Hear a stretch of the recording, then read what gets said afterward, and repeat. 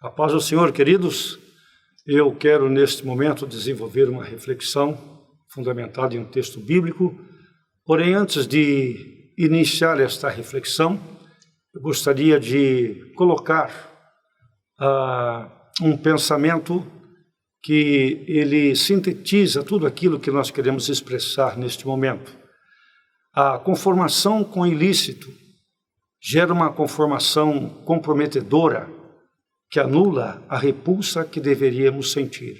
Repetindo, a convivência com o ilícito gera em nós uma conformação comprometedora que anula a repulsa que deveríamos sentir. Existe a possibilidade de algo muito desagradável ocorrer na vida de alguém e quando tem que encerrar algo que nem deveria ter começado. Então, que eu e você nunca tenhamos que pôr fim a algo que nem deveria ter começado. Então é nesta linha que nós estaremos desenvolvendo esta reflexão e, claro, vamos fundamentá-la em um texto bíblico.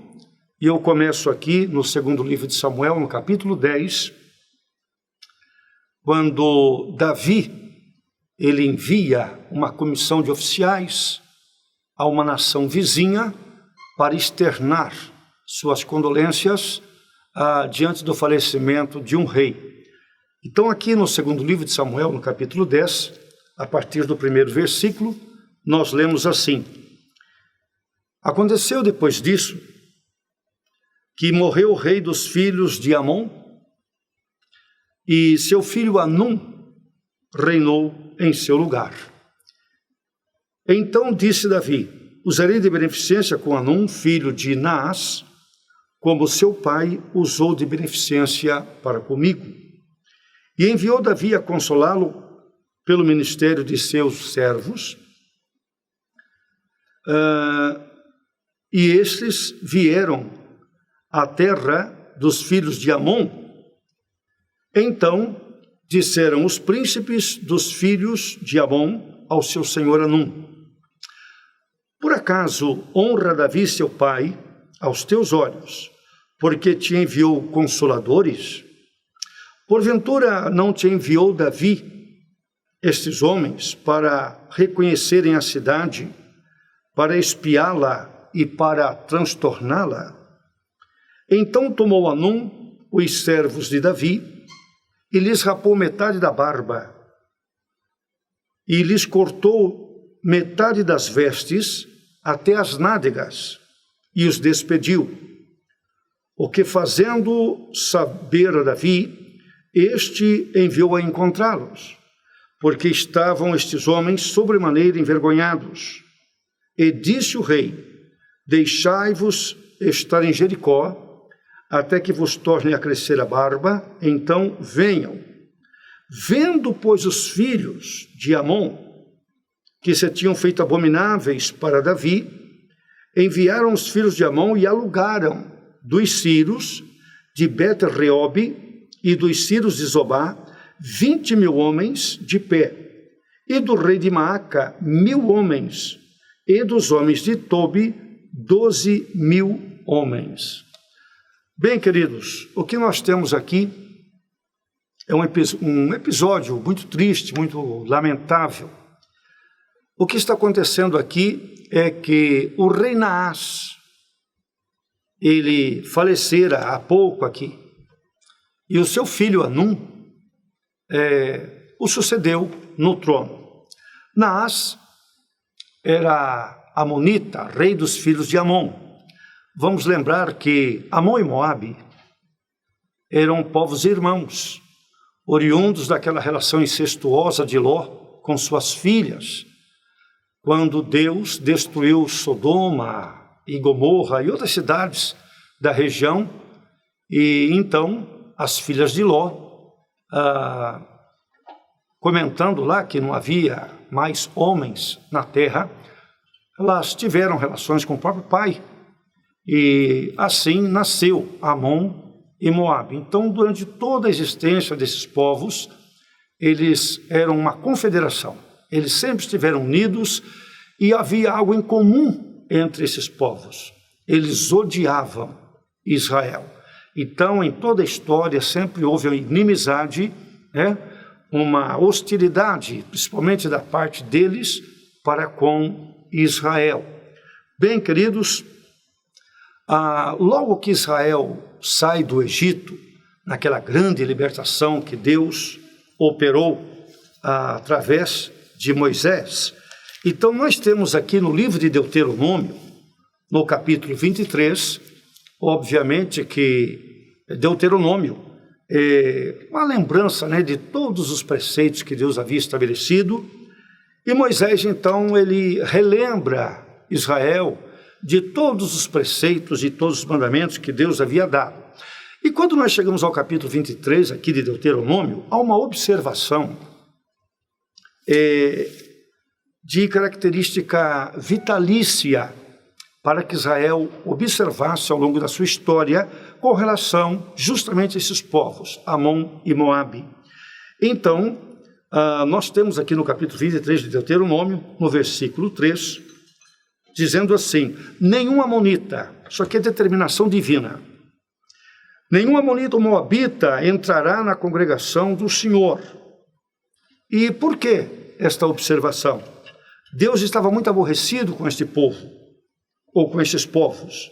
No versículo 4, Deus diz assim: não saíram com pão e água a receber-vos no caminho, quando deixastes o Egito.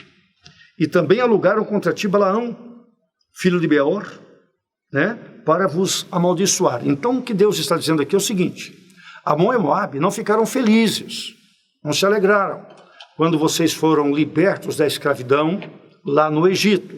Então, eles não vieram. Vamos lembrar que Amon e Moabe eram filhos de Ló, sobrinho de Abraão.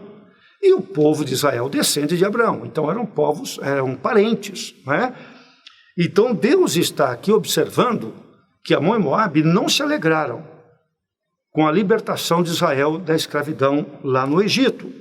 Então, Deus está dizendo aqui: não lhes procurarás. Só que é uma determinação divina, é um imperativo divino. Não lhes procurarás nem paz, nem bem em todos os seus dias para sempre. Então, Deus colocou aqui: Israel não seja amigo dessa gente. Então foi Deus que estabeleceu isso. Muito bem. Ocorre que com o passar dos tempos, então a história prossegue, séculos aí, e nos dias da monarquia em Israel, quando Saul está reinando, e então Saul ele teve um governo desastrado, embora foi escolhido por Deus, ungido para ser rei de Israel, mas Saul nunca cultivou uma vida de comunhão com Deus. Desagradou demais ao Senhor, a ponto de ser rejeitado por Deus. Então nós conhecemos a história que Deus então escolhe Davi para sucedê-lo. E aí então Saul não aceita essa ideia e ele tenta bloquear na vida de Davi esse plano divino. Então Saul ele começa a perseguir Davi, embora Davi já fosse um expoente nacional, um herói reconhecidamente, tinha já matado Golias, já tinha dado muitas vitórias a Israel no comando das tropas, porque Saul o havia colocado para comandar tropas, mas Saul resolveu persegui-lo, e mesmo na condição de genro do rei, porque Davi se casou com a filha de Saul, Davi sofreu uma perseguição aí por um espaço de uns 10 anos aí.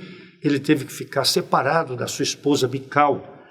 Enfim, ocorre, queridos, que nesta perseguição, então Saul não consegue atingir Davi, ele começa a perseguir então pessoas próximas a Davi, seus parentes, seus amigos, enfim. E é por isso que nós vamos ter esse registro aqui, no primeiro livro de Samuel, no capítulo 22, aonde Davi então busca refúgio nas cavernas de Adulão, e ali então muita gente que se sentia ameaçada vem para junto de Davi. Davi se tornou uma referência de sobrevivência para estas pessoas.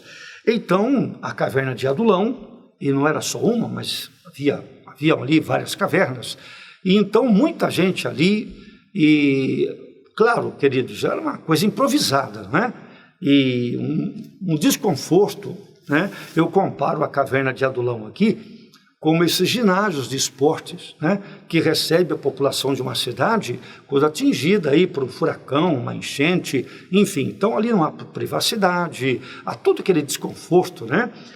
E, enfim, quando Davi está aqui na caverna de Adulão, está registrado aqui em 1 Samuel capítulo 22, então muita gente ali, né? Imagina você, homens, mulheres, crianças, enfim, até que quem chega para buscar refúgio nesta caverna? Os pais de Davi. Mas Davi, diante disso, ele não se conforma. Davi é incapaz de ver o seu pai e sua mãe, certamente já bem velhos, né? Jessé e a sua esposa, bem velhinhos. Não havia condições de Jessé e a sua esposa ali, já bem idosos, estarem nessa situação. Então, o que é que Davi faz? Está aqui, capítulo 22, versículo 3. Davi foi até a cidade de Mispa, né, dos Moabitas, e disse ao rei dos Moabitas: deixa estar meu pai e minha mãe convosco, até que eu saiba o que Deus há de fazer de mim. E trouxe-os perante o rei dos Moabitas, e ficaram com ele todos os dias que Davi esteve naquele lugar. O que nós temos aqui? Óbvio, você vai dizer, ele está protegendo os pais. Sim, claro. Ele não suporta ver os seus pais no desconforto da caverna. Mas o que Davi faz aqui é uma coisa ilícita. Por quê? Porque nós acabamos de ler lá no livro de Deuteronômio que Israel nunca deveria procurar os moabitas ou os amonitas. Não devia haver uma relação amistosa com esses povos. Mas Davi, aqui, diante de uma situação tão grave, né? De uma situação aqui tão caótica, então Davi, ele acha que ele tem uma justificativa à altura para abrir uma exceção aqui, não é? Então ele procura esses povos, amonitas e moabitas, e para que cuidem dos seus pais, Jessé e sua esposa. É claro que você não levaria seu pai e a sua mãe, em um primeiro momento, para pessoas estranhas cuidarem. Haja visto que nós temos visto aí pessoas idosas padecendo na mão de pessoas maldosas aí, não é? Então, se Davi, ele teve tanta confiança para levar o seu pai e sua mãe para ficarem aos cuidados, né, dos amonitas, aqui dos moabitas, obviamente que já havia, né, houve as preliminares. Davi já tinha um certo relacionamento, uma certa afinidade com esses povos, enfim. Então, Davi achou que era seguro e deixou, e de fato, que os pais de Davi foram cuidados lá. Então, aparentemente, se justifica, né, essa ação de Davi. Porém, queridos, as exceções feitas quando se trata dos preceitos divinos para a nossa vida, na verdade, nós vamos abrir um precedente aí para tragédias. Por quê? Não há como nós, como eu e você, justificar a quebra de um mandamento, a não observação de um preceito ou um procedimento que não esteja, vamos dizer assim, de acordo com a palavra de Deus. Às vezes, pessoas, eles assumem determinadas posturas, determinados posicionamentos, ou observam determinados comportamentos, justificados, às vezes, por uma circunstância passageira, tá certo?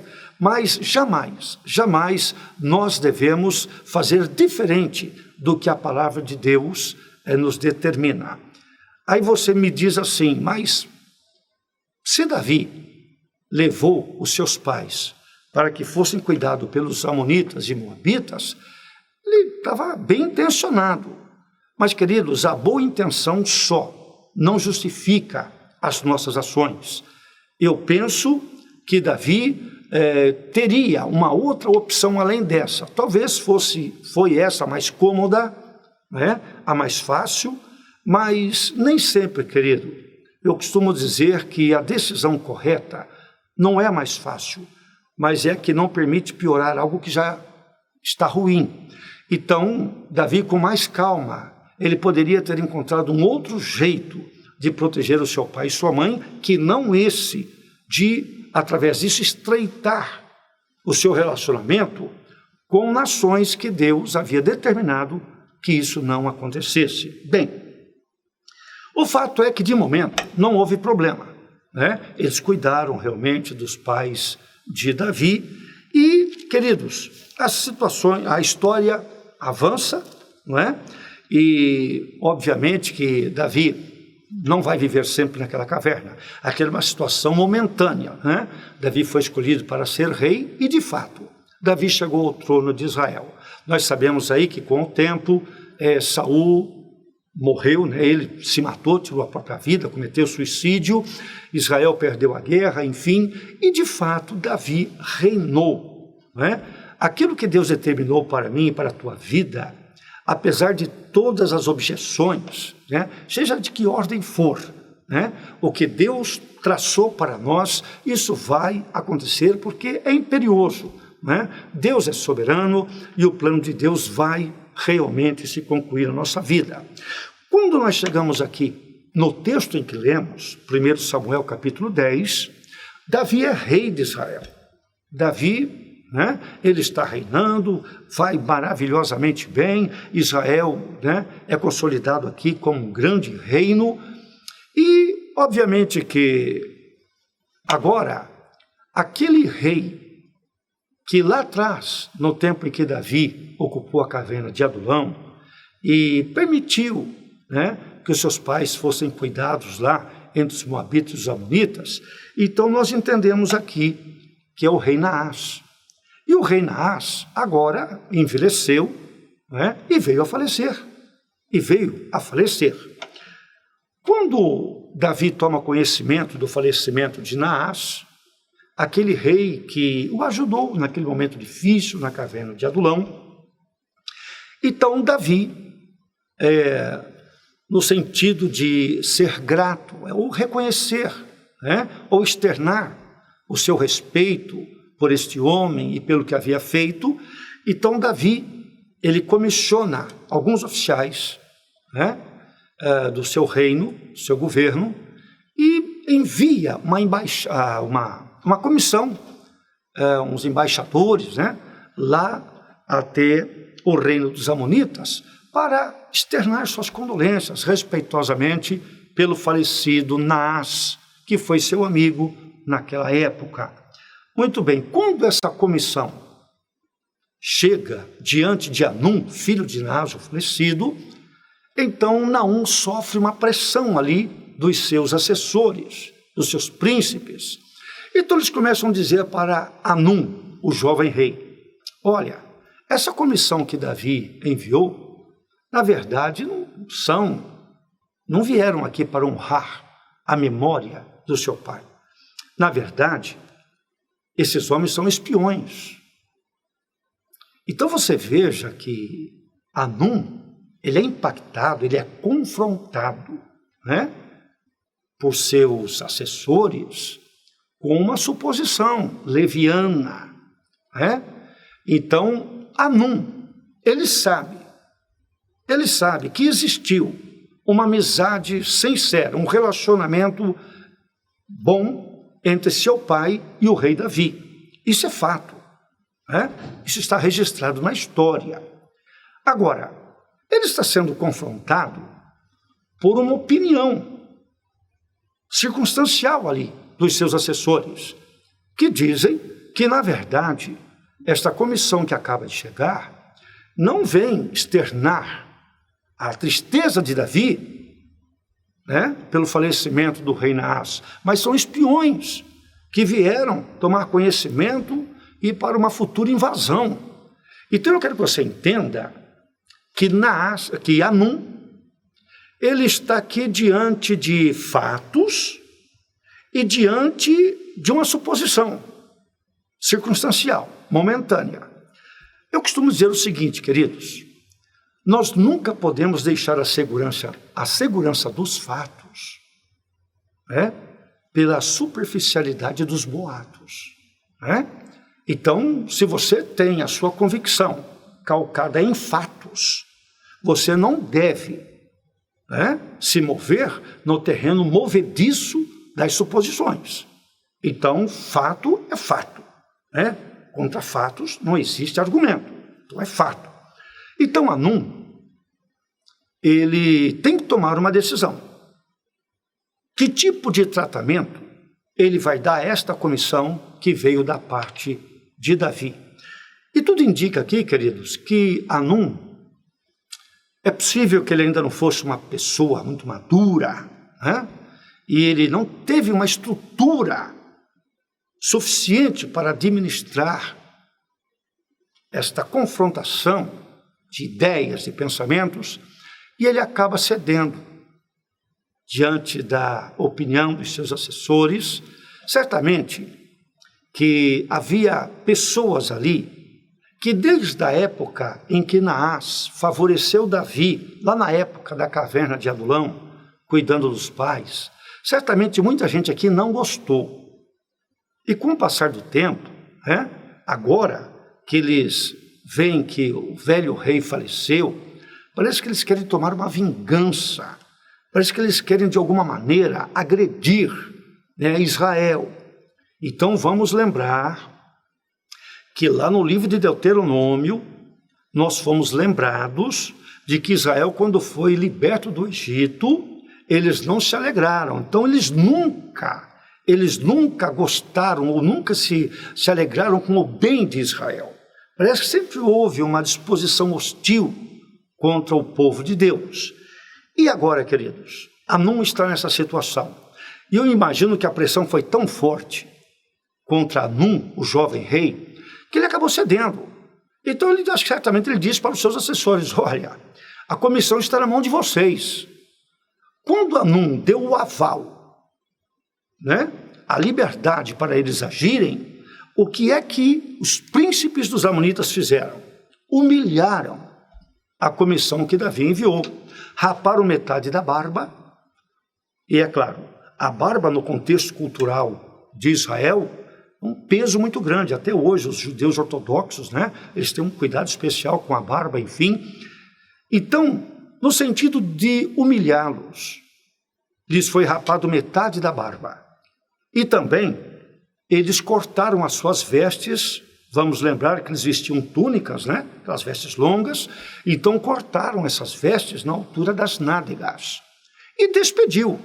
Então, faça você a ideia, a vergonha que esses homens passaram, tendo que deixar o palácio de Hanum, com as vestes rasgadas e com a barba rapada pela metade. Certamente foram alvos de muita zombaria, né? Enfim. E aí, queridos, eles retornam para Israel. Porém, quando eles estão no retorno para Israel, Davi tem conhecimento do fato e pede para que eles fiquem em Jericó, porque de imediato foi trocado as vestes, mas o crescimento da barba levaria tempo. Então, para que eles não sofressem, né, aqui entre o seu próprio povo, em Israel, uma vergonha, uma humilhação, então Davi pede que eles se retirem para Jericó. E ali eles ficam até que a barba torne a crescer, né? É claro que eles ficaram em Jericó, subsidiados pelo governo de Davi, né, foram muito bem cuidados, enfim, receberam vestes novas e todo um tratamento especial, porque eram oficiais. Porém, tiveram que ficar lá até que a barba crescesse. Bom, queridos, esse episódio, esse comportamento aqui de Hanum e do seu povo vai provocar uma guerra. E o reino de Israel, o reino de Davi, tem um exército muito maior do que o exército dos amonitas, essa confederação aí, amonitas e moabitas. Então, o que os amonitas e os moabitas fazem? eles contratam mercenários. Então eles montam um exército ali, mercenário de última hora, acho que 33 mil homens, eles alugam, para poder guerrear contra Israel, porque o que eles fizeram provocou a ira do rei Davi. Então, queridos, note você que agora, aquilo que começou, essa aproximação de Davi com os amonitas e moabitas, lá nos dias da caverna de Adulão, até então não tinha dado problema, mas agora gerou um problema. Por isso que eu disse a princípio que quando se trata de ignorarmos os preceitos que Deus estabeleceu para a nossa conduta, nós estamos abrindo um precedente para tragédias.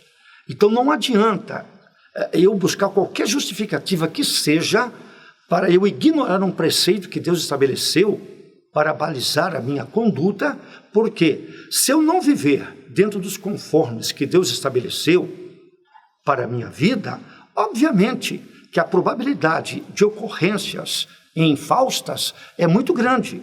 Então, queridos, o que ocorre aqui?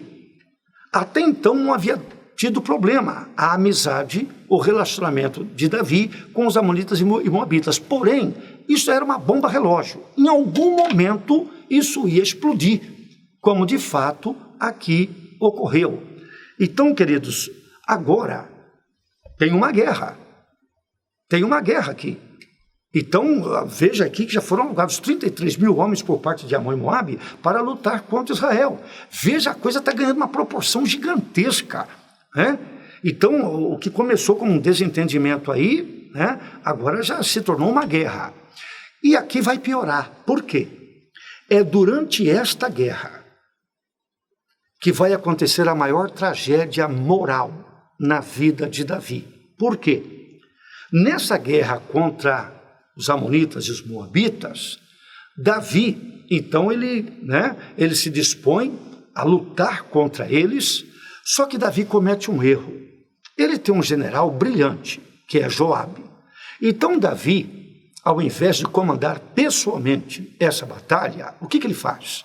Ele coloca Joabe para comandar essa guerra e ele fica em Jerusalém. E é justamente quando Davi fica em Jerusalém que vai acontecer de Davi sair no terraço do palácio e olhar Batseba tomando banho nas dependências da casa dela, e é onde vai acontecer toda essa tragédia que eu e você já conhecemos, né? Davi acaba se deitando com Batseba, ele engravida Batseba, e uma vez ciente da gravidez de Batseba, então o marido dela, Urias, está na guerra. Então Davi, para cobertar o seu pecado, ele dá uma licença para Urias, pede que Joabe, o general, dispense Urias para que ele venha e esteja com a esposa dele. Não tinha exame ainda de DNA, não é? E, enfim, tudo isto acontece durante esta guerra. Então, queridos, vamos lembrar aqui, lá no livro de Deuteronômio, Deus aconselhou que nunca tivessem um relacionamento amistoso com os amonitas e os moabitas. Mas Davi, na caverna de Adulão, ele achou que ele tinha um álibi à altura para justificar essa exceção na observação dos preceitos divinos, e ele então até levou seus pais lá para que eles cuidassem, enfim. Então note você que houve um relacionamento aqui, né, indevido. Então eu quero chamar a atenção, a Bíblia, ela existe com uma função pedagógica, né? Em todos os textos bíblicos, nós temos que absorver esses princípios. Eu sempre digo que a Bíblia não é uma lista do certo e do errado, do pode e não pode.